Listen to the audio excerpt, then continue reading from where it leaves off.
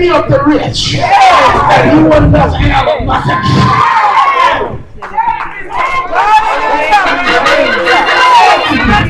All he wants you to do is learn the secret of praising him. Yes, Lord. Yes, Lord. Lord, I thank you, Lord. I thank you, Lord.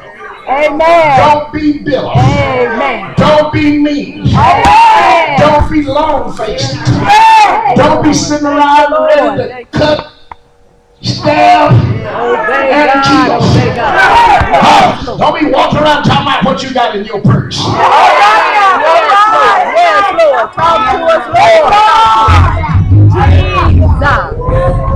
Have your mighty way, Lord. Have your mighty way, Lord. Don't listen to me. I don't play. Say something else. I'll reach down in your head and pull your tongue out and cut it back off. You ain't got no business talking like that. Amen. You ain't got no business talking. Why the Holy Ghost in your life? Where's he at in your life? Show it to you right now. You mad enough, praise God, to kill an army. You mad, you upset enough about something that happened in your past. You got to learn how to turn it loose.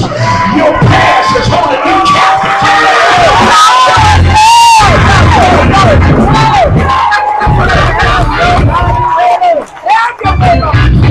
Your past is holding you captive.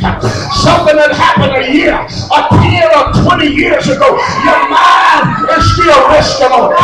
You still a prisoner. You still a prisoner of the past. But the Lord has said, cast all of your cares. You ain't got to carry it.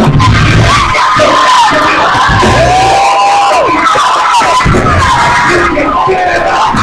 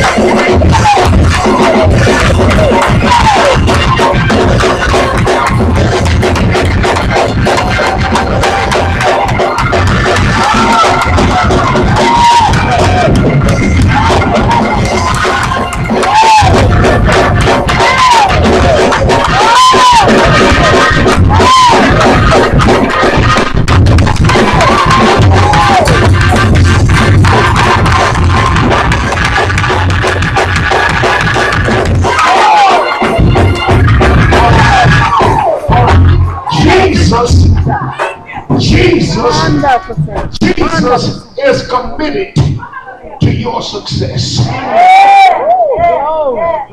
He won't stop praying. The Bible said he won't stop praying for you. He's committed to your success. He's making intercessory for you night and day. He won't give up on you. Maybe you didn't pass every trial just right, but Jesus ain't gonna stop praying for you. Somebody don't want to see you blessed, but Jesus ain't gonna stop praying for you. Somebody hate to see you come, but Jesus ain't gonna stop praying for you. Somebody may call you the black sheep of the family, but Jesus ain't gonna stop praying.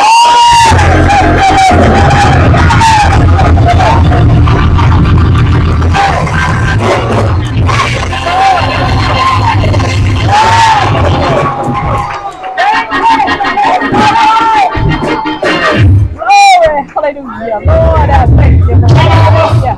Just give me by the help of God about 10 more minutes. Have your mighty way, Lord. 1 Samuel chapter number 17. Lord, I thank you. Lord, I thank you. I feel like if I was a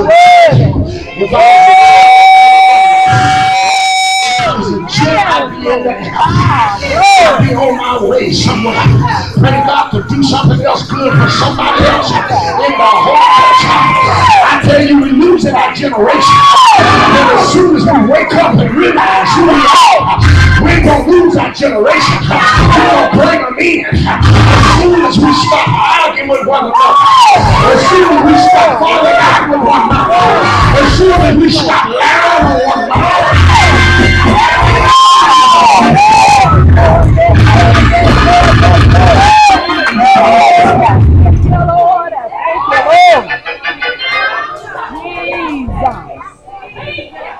Now the Philistines gathered together their army to battle.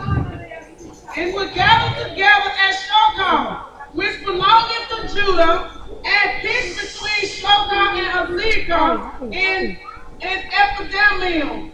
And Saul and the men of Israel were gathered together and pitched by the valley of Elah, and set the battle in array against the Philistines. And the Philistines stood on a mountain on the one side, and Israel stood on a mountain on the other side. And there was a valley between them.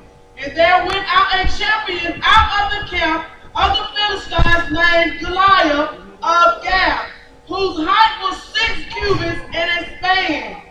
And he had a helmet of brass upon his head, and he was armed with a coat of mail. And the weight of the coat was 5,000 shekels of brass.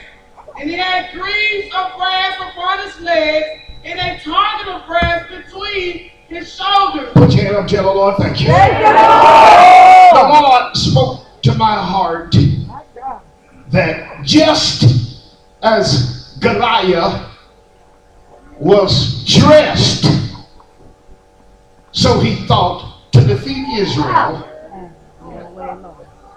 the enemy has equipped himself to defeat you. He thinks he's covered every base. He thinks he's got everything figured out about you.